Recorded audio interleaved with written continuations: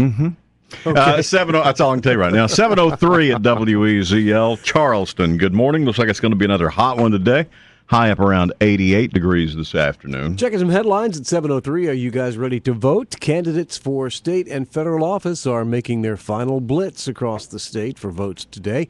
The dozens of candidates are holding last-minute rallies and trying to impress voters as the countdown begins to tomorrow's primary. And of course, we all vote. Has anybody inspired you guys this year? Has anybody you looked at and said, "Oh, man, I can't wait till Tuesday to get to the polling so I can vote for this person"? Has anybody done that to you this year? Bill Salisbury's going for coroner up in Berkeley County. Well, now besides that, I mean, you can't put Bill in the same pile with all the rest of those people. Okay. No, that's a whole about the governor thing. No, that's a whole different. Bill's a whole different level. Well, he's the one that has inspired you. Yeah, because he had some guy drop off some paperwork at the house, and that's the only person that has come to my door. Is that so right? I'm voting for Bill Salisbury because somebody came to my house. Well, there you go. Nobody's inspired me. I mean, I've in checked any out of the Democratic. races. I watched the Democratic debates. Didn't get a chance to see the Republican debates, but I did have read up on the candidates on their website. And nobody jumps out at me as this is the guy that I'm going to vote for. Well, I haven't heard any of them say anything that matters.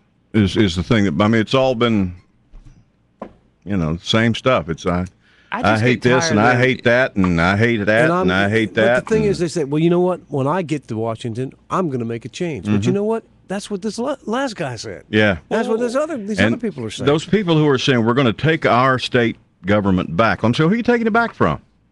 Yeah, they're all long-term politicians. Yeah, the same party's the one that's in there right now. Who are you taking it back from? That's what.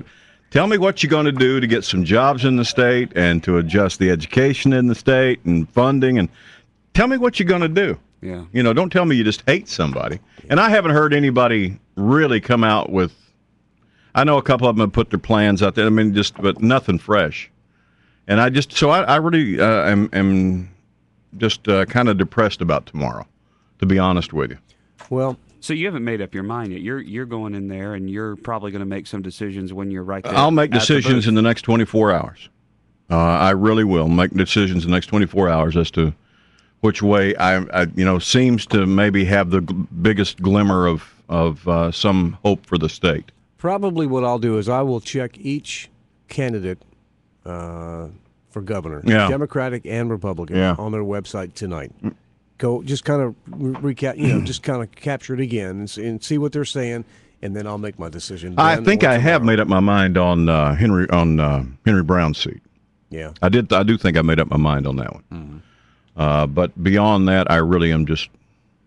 I'm not I there know yet. who I'm voting for in that one too. Do you? Yeah, I do have that one made up, and the coroner. And we both are, and I know who you're talking about, and we're voting for two different people, but we both have made up our mind. Yeah. Oh wow. Yeah. So anyway, we'll see. It's an election day tomorrow. Go vote. Go vote. Right. Go vote. Polls open at 7. Yeah, because if you don't, you're gonna wish you had when they take your government back, and you weren't on the train. In other headlines, BP says a cap placed over the leaking oil well in the Gulf is trapping increasing amounts of oil each day. BP's top executive says the cap is likely to capture the vast majority of gushing oil. Residents along the Gulf Coast are realizing it's going to be a long time before their home areas are clean again. Coast Guard Admiral Thad Allen warned Sunday that the battle is likely to stretch into the fall.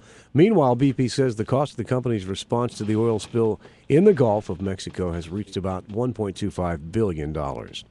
A major storm system caused a lot of damage in the Midwest over the weekend.